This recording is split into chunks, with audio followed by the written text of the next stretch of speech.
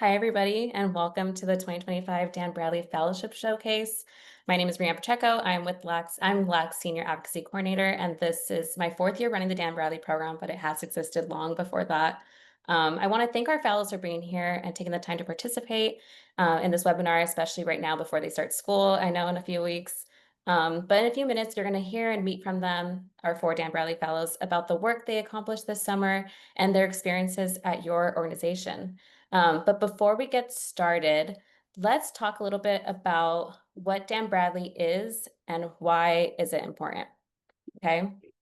So Dan Bradley, each year, LAAC offers a Dan Bradley Fellowship to fund law students who want to spend their summer working at a LAAC member legal aid organization. The fellowship is awarded to outstanding students who want to pursue a career in public interest law and want to spend their summer working on a rural or racial justice issue.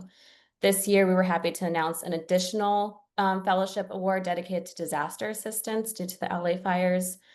But the Dan Bradley Fellowship not only gives law students the opportunity to explore a career in legal services, it also offers legal services programs a new source of dedicated and energetic summer staff. At this point, we have a lot of Dan Bradley alumni that we like to keep up with. We share our job board with them. We follow their legal careers, wherever that may take them. If your organization would like a Dan Bradley Fellow next year, we usually open up applications like early February, March every year. We do outreach to law schools in California so that they're aware of this opportunity. And as always, you can always reach out to me for questions and feel free to email me. I'll leave my email in the chat at the end. But summer fellows do fantastic work at your organizations. And you're about to soon hear from them, but we believe funding that work is important for both you and your student and the legal aid community. So I'm going to be talking a little bit about the legal aid pipeline and why it's important for your summer students to be paid. We all know it's important to compensate students for their summer work, and we all want to. So before I begin, I want to recognize that legal aid organizations work very hard to source and secure funding for their law students, and we recognize that. But because not only does the work of law students make a difference in our communities, but we believe that they deserve to be paid for that work, and is also a critical part of increasing the number of students who want to work in legal aid. So many students stray from public interest aspirations due to financial reasons, whether that be the cost of living or their own educational debt. And this is known as the public interest drift. Zach is going to be dropping some links in the chat as I continue because they're little sources that y'all could use. But yeah, this is called the public interest drift. If you are interested in knowing more about this, Lena and Zach wrote an article not too long ago, and he's going to share it. So from a recruitment and retention perspective, being able to offer students compensation for their summer work will make a huge difference in keeping students involved, interested, and invested in pursuing careers in legal aid.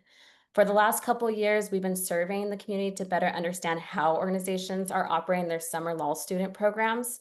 We came out with our recurring paying summer law students report for 2025 not too long ago, and Zach will also share it. And we found that organizations paying law students for their summer work has increased by 23% since 2022. This is largely due to our advocacy in partnership with the state bar to convince the legislature to approve allowing a small set aside of Justice Gap Fund for summer law students funding known as Legal Aid Leader Fellowship, which many of you probably already know about. The bar surveyed this group for the 2024 California Justice Gap Study and found that 86% of those fellows said that they would not have been able to work at a legal aid organization without that paid internship. So not paying your law students also contributes to the lack of diversity in the legal field. Paying your law students will open the door to more folks of diverse backgrounds, therefore make legal services reflect the client community we serve. I know it sounds a little bit like I'm lecturing y'all, but I know it's everything that everyone knows, but it's worth repeating. I can spend an hour on this subject, and we all know Selena already has, but I want to spend some time, obviously, for our fellows and give them as much time as possible. So if you have any questions about any of this, feel free to reach out. LAAC has a ton of research and resources to share, and we can give you some practical first steps on how your organization could achieve a goal of having funding a summer fellow for next year. But all that being said, I am excited to move on to our Dan Bradley Fellows who are going to share what it's like to work at a legal aid organization over the summer, thanks to funding.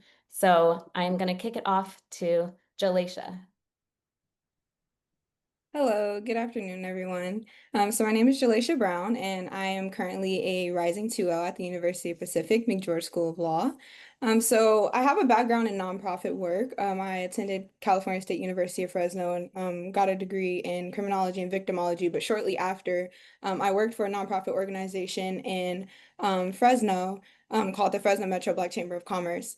And when I worked there, I had the opportunity to spearhead the development of a program that was aimed at engaging, educating, and empowering the young adults in the Fresno community. So I had the opportunity to do some voter education and civic engagement work where I sent teams out and we were able to poll the different communities in the Fresno area and in areas in California as a whole. And I learned that a lot of the issues that were barring these communities and marginalizing them were housing insecurity, access to healthcare, education, transportation, amongst many others. But mostly housing insecurity and access to healthcare.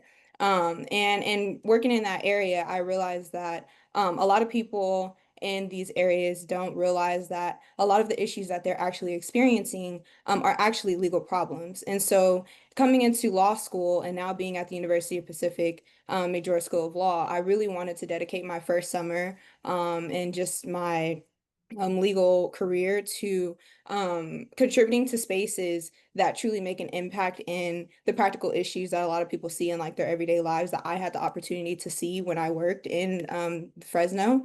And so I was really, really grateful that I had the opportunity to learn about legal services in Northern California and had the opportunity to work with legal services of Northern California because that's exactly what I had the opportunity to do over the summer.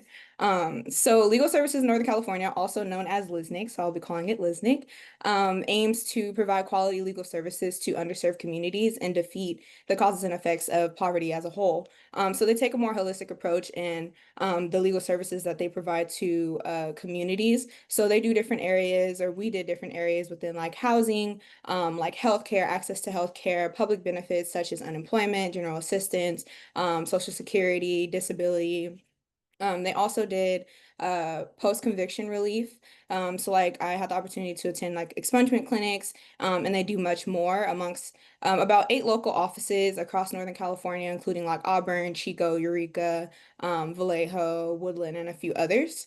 So over the summer, I had the opportunity individually to work with handling my own caseload of clients within housing assistance and mostly eviction defense and a little bit of public benefits work as well.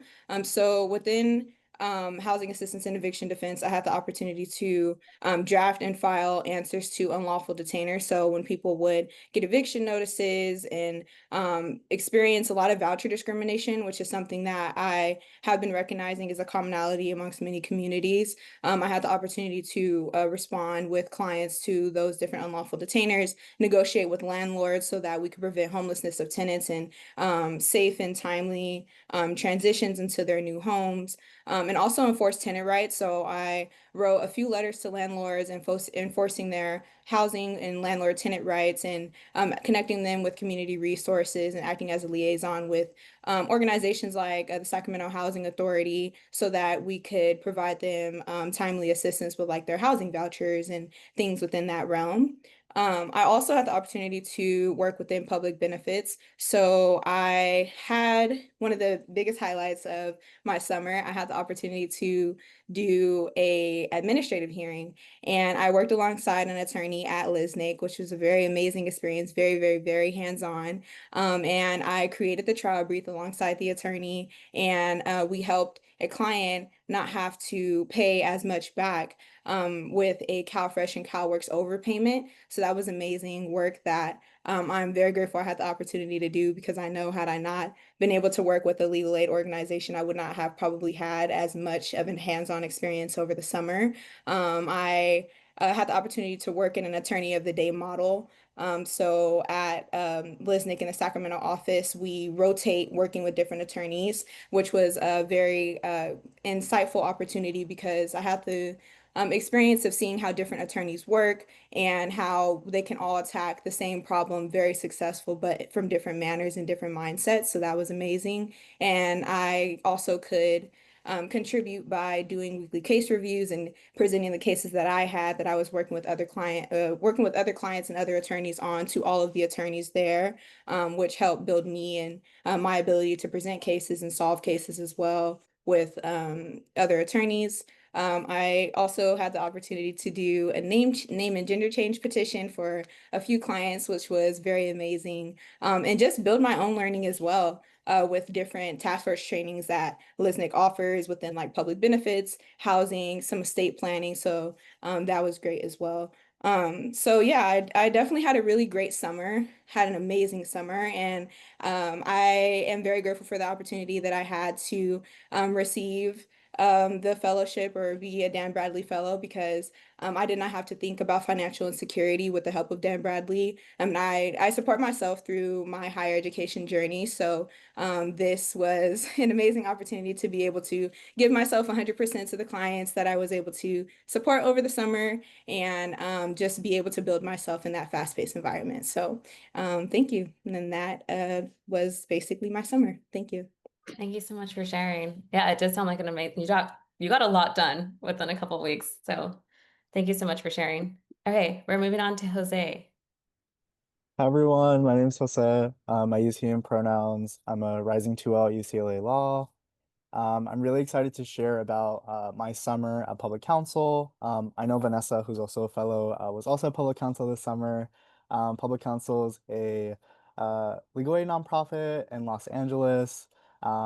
Very large staff, about 140 attorneys, social workers full time. And there are 8 different programs within Public Counsel, all working on different issues and areas across the legal aid community. So I was specifically working within education rights this summer, which is an area of law that I had a very high interest in before attending law school. And the summer was a really great way to learn a little bit more about how to work in partnership with students who are experiencing difficulties in school. I was really propelled to this work even before coming to law school with my own experiences in public education and K through 12. So I originally hail from the Jabón Dominican Republic, and I migrated to Orlando, Florida, where I attended public schools there. One of my first introductions into the realm of how education impacts students, especially migrant children, was around discipline. So I encountered in my first school an English only rule. So our students were subjected to discipline if we were found like speaking our heritage tongues. And that was something that was my first like introduction to the ways that these institutions are supposed to set up systems of care can also be put in more punitive ways. And this summer was a really great introduction back into the ways that we can really counter how pervasive discipline and punitive punishment is across all of our systems. So I'm going to talk a little bit about a few of the projects that I was involved in this summer. I got to work specifically within representing students who were facing punitive punishment within their schools. I worked on one case this summer that we actually were able to avoid our student receiving an expulsion, and they're going to be returning to a comprehensive campus this fall, which is really amazing news. But they were facing an offense for zero tolerance expulsion from their school. We worked a lot with parent community members to think about just what the child's desires were in terms of what placement they wanted to see when the fall came around, and also how they can just repair their relationship to schooling. That was a really important form of our advocacy, and I learned a lot from the attorneys I was supervised by this summer at Public Counsel about how to lead our advocacy in a way that's grounded by what our clients and their communities want rather than maybe like the legal strategies that attorneys believe might be best suited in a case. So navigating that tension was a really big part of my learning process this summer and something I really gained a lot of insight to.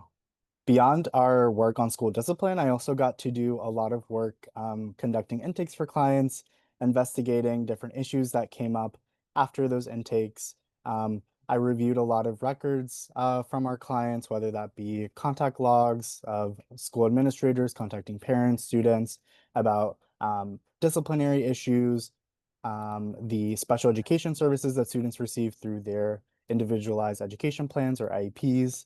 And this summer, I also got to participate in mediation for an expedited due process case that we took under the Office of Administrative Hearings here in California. So that was a really special opportunity to get to interact with an administrative law judge, understand how a mediation works.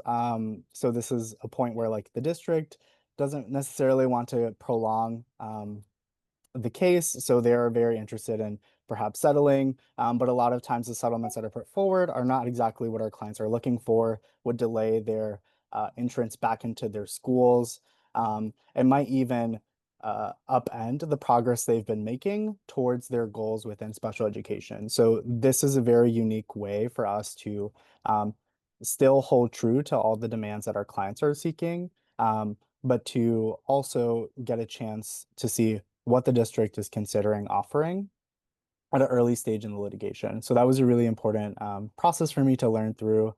I also got to accompany clients through their IEP meetings this summer, and that was a really uh, important part to just see also how integrated different school staff are in supporting students. So I got to witness in those IEP meetings the participation of teachers, um, different contracted psychologists, speech and language pathologists, and just different types of staff that are present within our schools to provide students an experience that makes uh, their education attainable. And that was really important to me to also see like how we can really uh, think about reforming our system so that students also have more voice in determining what goals are appropriate for them to meet. A lot of times IEP meetings are also conducted without students, just parent would be present or other education rights holders or guardians. And this summer I got to also experience an instance where student involvement was definitely more at the fore and a question for us. And that was a really important one for me to have. Um, Beyond this lens of special ed advocacy, I also got to participate in an administrative law intensive this summer.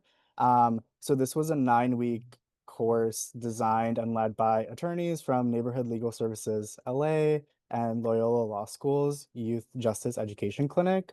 I saw Lindsay's name in the chat earlier, but Lindsay was one of the attorneys from Neighborhood Legal Services LA, and they all put on, Lindsay, Chelsea, and Stacy all put on an amazing 9-week course for us. We walk through the entire scope of a expedited due process case.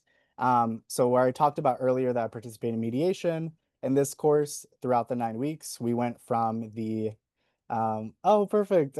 Yeah, Chelsea and Hannah were also involved in the program. But we walked through the entire course from client intake all the way to a final hearing for the case, which was really amazing. We got to receive a lot of feedback. We met weekly for lectures and then participated in simulated activities in the course of the litigation. So whether that be drafting the complaint or responding to a motion, we got to receive a lot of individualized support that really enabled us to just like hone our competencies within special education law, but to also think about just like how we develop ourselves as advocates. And they provided such amazing guidance to all of us, and I really appreciated also getting to be in a community with other law students who are interested in this type of work and really devoted to changing the scope of education services provided. So that was a really amazing offering that I got to participate in this summer. I closed out my summer as well thinking about know your rights guide. So I particularly made some around for our newcomer education youth. We were thinking about the eligibility that newcomer youth are entitled to. A lot of times these students are said that because they have limited English proficiency, that automatically disqualifies them for specific learning disabilities or other testing to participate in special education. So these guides are designed to provide the community with concrete information that they can take to schools to advocate themselves for the services that they are entitled to and should be able to receive. And the final thing here is just research. So throughout the course of my summer, um, public counsel is, as I mentioned earlier, like affiliated with different programs, and one of them is its impact litigation arm. So I got to work with some attorneys who supervise the impact litigation arm at public counsel.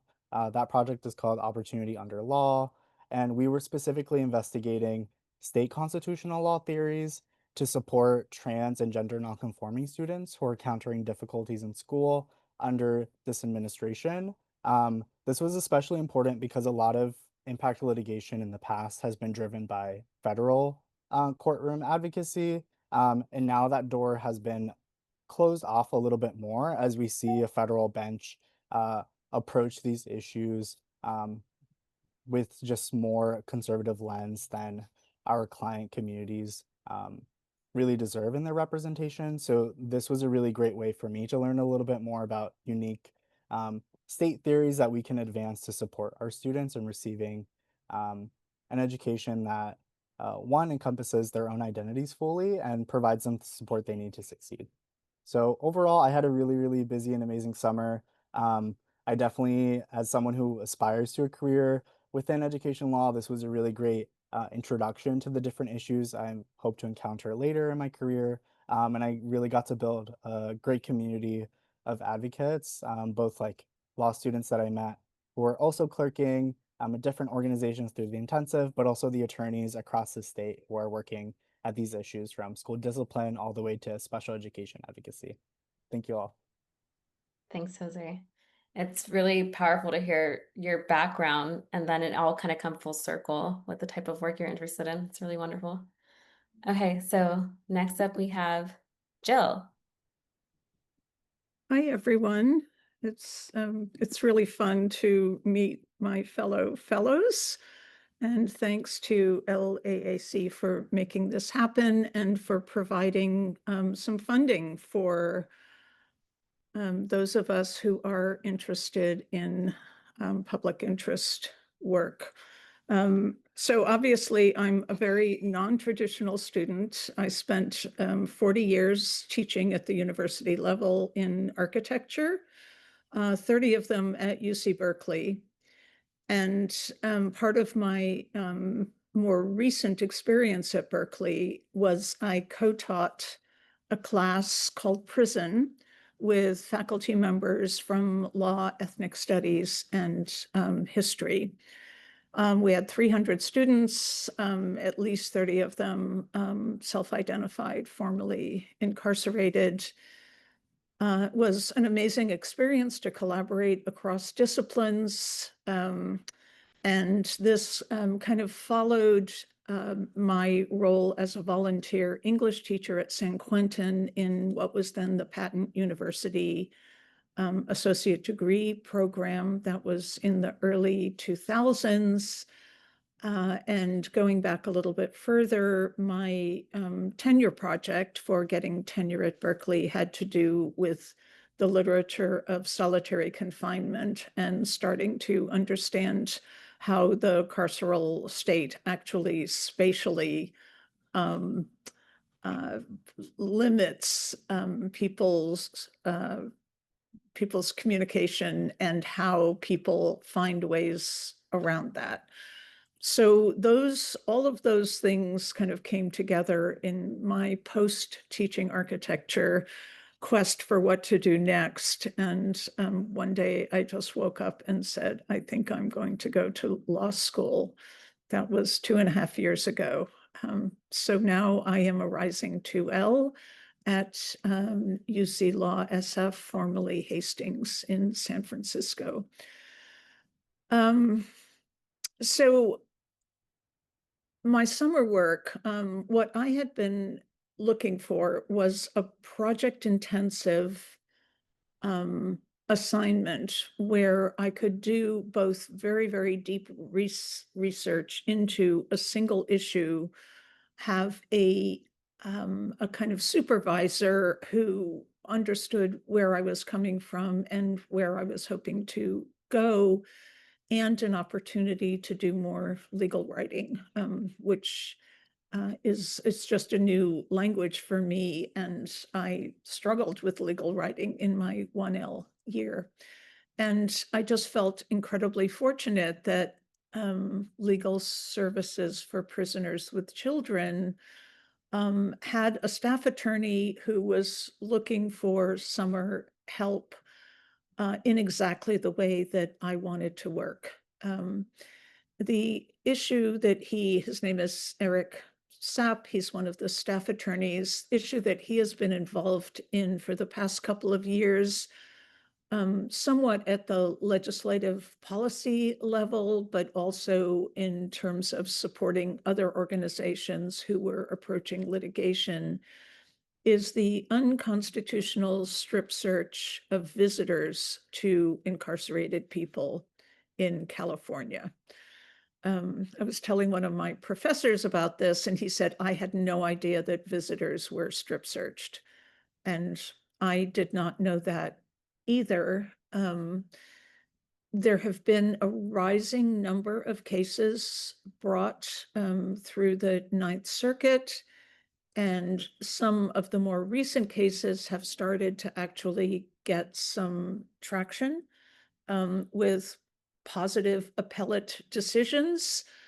The first piece of work that I did for maybe the first 3 weeks was to research strip search cases in general. I read probably 50 cases and briefed them and started to map them into a landscape to start to understand what were the kinds of groupings that had to do with both the cause of the suit and also the outcome. How did the various outcomes resolve themselves? And one of the things that became really obvious was that as courts have become more familiar with the issue of the unconstitutional nature of the strip search, the Fourth Amendment violation, the courts have become more inclined to agree that there has been a constitutional violation, and yet the kind of canon of qualified immunity for people working in law enforcement has actually interrupted any redress for plaintiffs. So it was interesting I had no idea what qualified immunity was. It was interesting to look into that and understand the whole kind of blue code of protection where the courts actually tend to defer to law enforcement, who either argue that we did not find any legislation similar enough such that our employees and officers should have known that what they were doing was violating the Constitution. So there's a long history, and the circuit courts all around the country are beginning to now write opinions that talk about the need for the qualified immunity to go away. But nothing has yet come to the Supreme Court, so there is no kind of federal standard for allowing these claims to result in the kinds of damages that they should result in.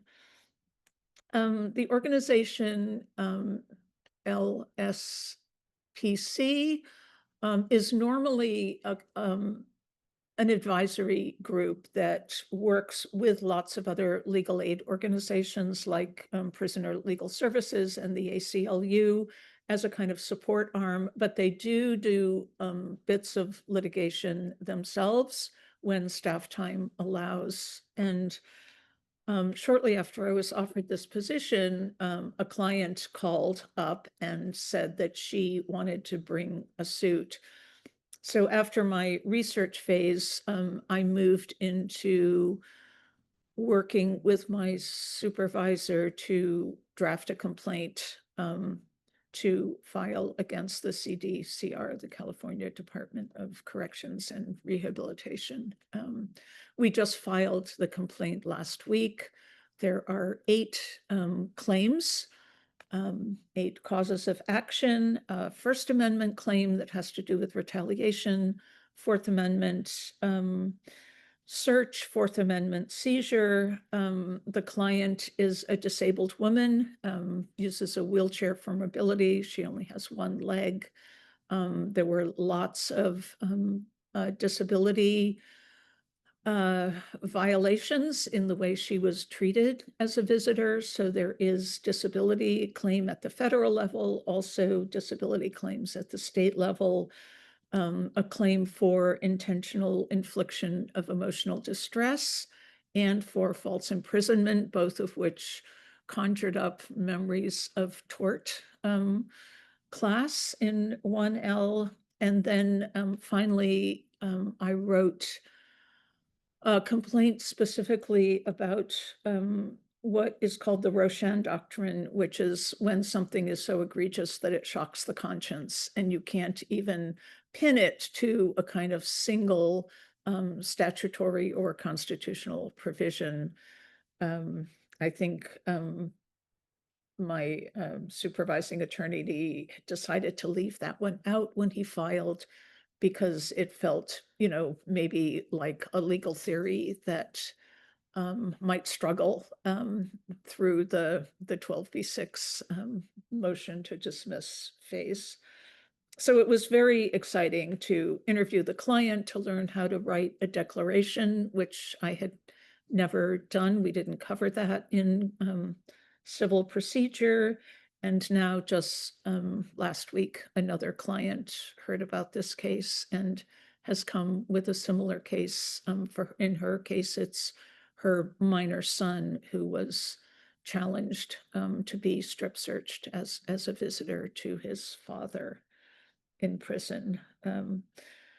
So I feel that I had really a unique and amazing opportunity both to get involved in something like those of you who have talked about your experiences dealing with actual clients, but also to go deep into a single very niche issue that does not have a lot of scholarship around it and has not been that successful in terms of civil lawsuits.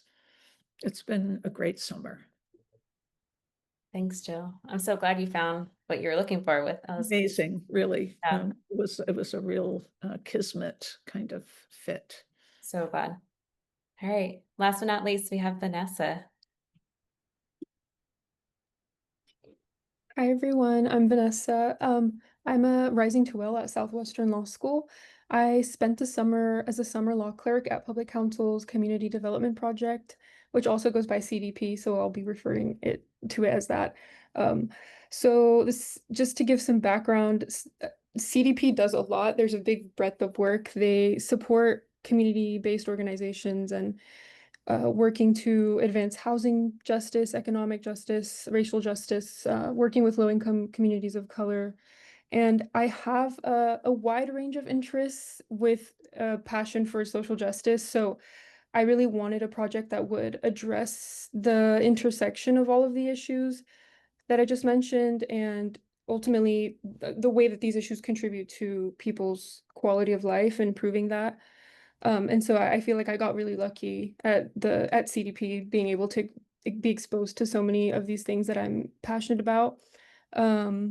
They use a movement lawyering model, which I'm sure a lot of you are familiar with, and that is a lot of the legal work is done with and for grassroots campaigns, which are usually led by those most impacted by these issues. So it was a lot of work and efforts working directly with tenants, vendors, immigrants, small business owners, and nonprofit leaders.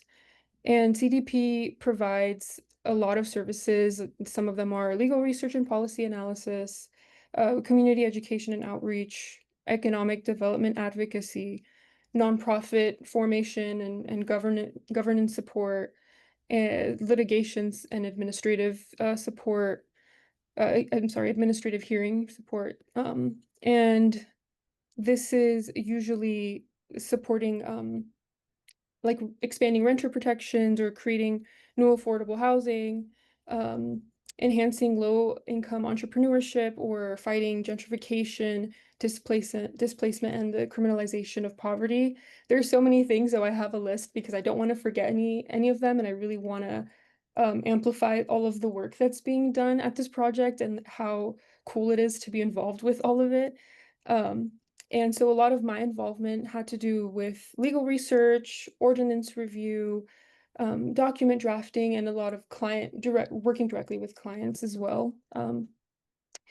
And just being involved in shifting the power into the hands of folks that are being directly impacted by these issues was really empowering. And the solutions that have been dreamt up and brought into reality have really made such an impact so quickly, and I've been able to see the effects of it just in my short time there. So just super empowering, and I'm so grateful to have had the opportunity to do it, especially also receiving funding to take on a role like this. I think it's definitely a thing that I weighed as I was deciding where I wanted to spend my summer. So just being able to have the financial support, it makes a huge difference and influences decisions for, I'm sure, a lot of folks, as I've heard from people in my student community. So I'm really grateful for that as well. So one of the biggest, I think most exciting things for me that I got to work on was housing justice and collective ownership related. And this had to do with helping tenants who wanted to buy back their buildings from their landlords. And so this process there's a lot of bureaucratic barriers to it, of course, and the information to how to do that process is not very accessible.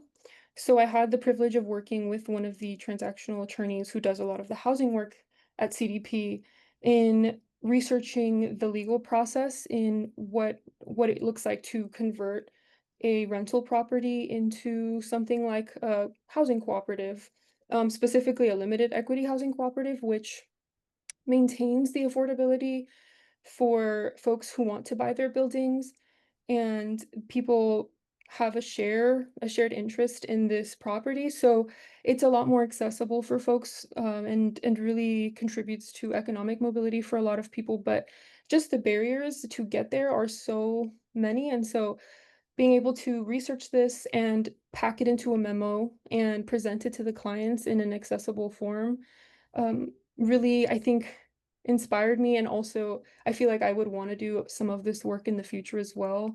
Just seeing the lasting impacts of access to affordable housing and how it's such a fundamental thing that really will set up somebody for success and a higher quality of life long term. So it was such an honor to work on that. And the next thing I got to work on was economic empowerment and small business advocacy. So this was working directly with clients, helping them interpret their loan and debt contracts, which sometimes can be very complex and sometimes a little unfair. And it's hard for them to understand with all of the legal jargon. So it's, again, just a privilege to be able to translate these things into something more accessible, and just having conversations with clients to help them feel a little bit more at ease, or just even understanding what it is that their obligations are or rights are under these contracts. And some folks dealing with tax debt and how to navigate that and repaying their tax debt, and supporting immigrant entrepreneurs facing financial barriers. I had the privilege of attending an administrative hearing, which was very long, helping a client who was facing some really heavy fines for their sidewalking food vending business, or sidewalk food vending business. And it was hard to see, all of these barriers to being able to sustain a business, a small business. Um, it seems like all the odds are sometimes stacked against these hardworking people who just are trying to make a living. So being able to just be in their corner and building that relationship with the attorneys and the clients, and making that process easier was also very empowering. Um, the next thing I worked on was policy advocacy and street vendor protection. So a lot of this work required reviewing street vending ordinances in California for different cities and counties and making sure that they complied with state law, that's specifically SB 946. And this was also just learning the law and giving me insight into the ways that we can better support micro entrepreneurs and helping them really thrive financially, economically, just to be able to provide for their families. They contribute so much to our economy. So it's been great giving back and being able to, again, it's all about accessibility. It seems like it's just how can we make things easier for folks so that they can be successful in building their financial health. And so that's been really awesome. The final thing is nonprofit support. So we also work with a lot of nonprofits. Specifically, I got to draft some articles of incorporation and bylaws for some community development nonprofit that works here locally. And this is also really cool because I feel like it's like an extension of the work that CDP does. It's helping other organizations do similar work. So we really can't do these things without each other. Really, it's a network. It takes a village. So being able to help sustain this fight and to provide these services to other people who are doing very important work was also really cool to see just the impact of that. And the last and final thing was working with another nonprofit researching privacy laws. They were dealing with some sensitive information and having access to legal support for something like privacy law. It can be very expensive and complex. So I think I worked with an attorney to research some of this stuff, and it was a big learning experience just in terms of learning the law and how to figure out all of these technical rules around privacy. But I think just being able to make it so that this nonprofit can continue the important work that they're doing without having to go and expend so many resources on trying to find information on these things, again, just extends so much of the impact way further than just what CDP is doing directly. So I'm really grateful that I got to experience such a wide breadth of things and different areas of the law, and also just the wonderful community at Public Council, I think really empowered me and set the bar really high in terms of work environment and just, yeah, just doing the work and feeling content and satisfied. So thank you, everybody. Thanks, Vanessa. It sounds like you did really incredible work and like you made a difference in the community. Every year we do this webinar, and I swear every year y'all like restored my faith in like the next generation of legal aid and like the next generation of advocates. So thank you all again for being here and sharing about your work. I'm going to open up the floor for questions from anyone who's joining in the Zoom. But yeah, thank you for all the work y'all did. It sounds like a lot. Like again, every year I hear the things y'all do over the summer, and it's a lot of work right before school too. So yeah, if we have any questions, I'll leave it open for a little. But as you could see in the chat, a lot of congratulations going out and a lot of thanks.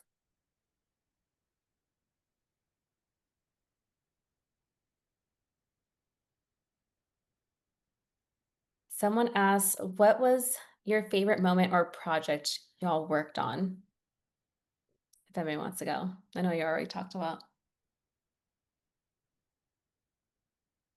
Well, I can say that because I worked on one project, not exclusively, but 75%. It was my favorite project. But another thing that made the summer really special for me is that I decided to take criminal procedure this summer. And I had no idea what criminal procedure was as a course, but it turned out it is all about search and seizure. And so everything that I was learning was put right to use in my writing immediately. And so that became my favorite course in law school so far because it made the most sense as something that, pertained to the real world. I also struggled last year with the abstraction of the law, and I kept wondering where are the people? Where are the people? And so those two things came together for me this summer.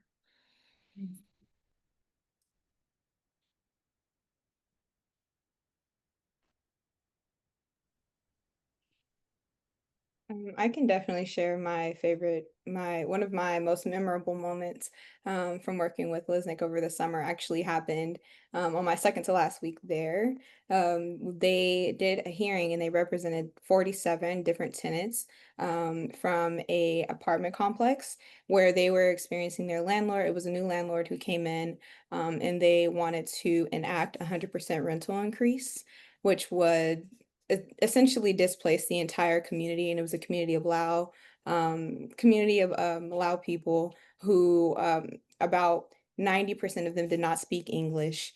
And it would have been just a very hard impact on the community if this would have went in the landlord's direction. So I had the opportunity to attend the hearing where essentially they won and the entire community had to take breaks during the hearing, and there had to be translators that were not provided by the city. They were not provided by opposing counsel either.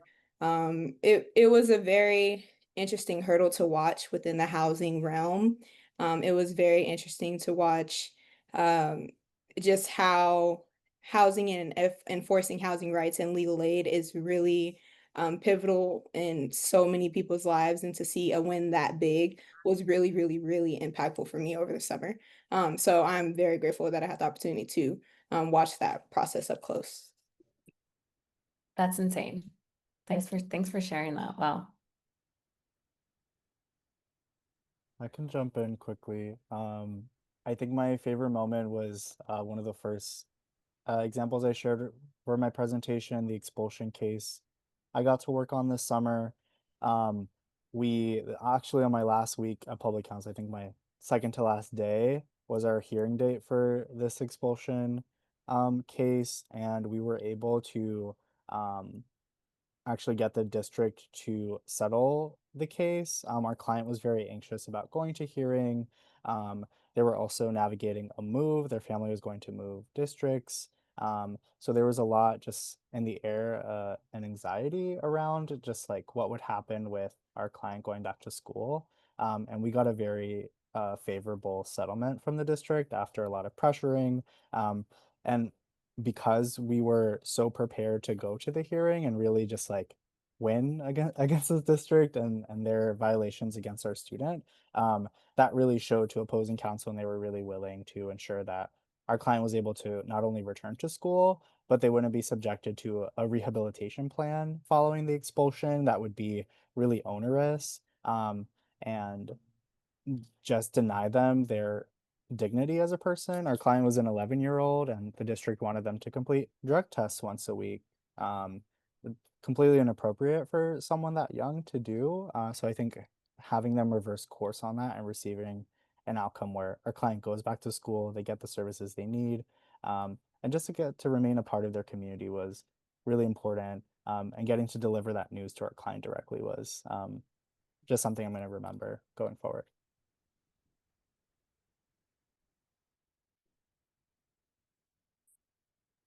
I can quickly share just one moment that really stood out to me this summer was during the LA immigration raids, just seeing everybody come together at public counsel and the immediate responses and the teamwork and all of the direct impact that has been made just in such a short amount of time was also so inspiring, and it just gives me so much hope for the future. And I just wanted to share the joy and yeah, empowerment that I felt after that. I was like, oh my gosh, we have the networks, we have the support systems, and they're moving. It's just sometimes hard to see and lose sight of the fact that they're there. And yeah, I just wanted to share that. I think it was really special, and I'm gonna remember it for a long time. Legal aid attorneys are incredible advocates. Yeah, it's insane. Thanks, y'all. Thanks, y'all, again for coming. I know it's another thing to add to your summer list, but I hope y'all have a great rest of your summer and try to enjoy some time before you start school. But yeah, so thanks everyone else for coming. Thanks for taking time out of your day to come here. Like I said, this is my email. If you want to reach out and you have the goal of funding your summer law students next year, reach out. We would love to offer some resources for all of that. But yeah, thank you. Thanks everybody.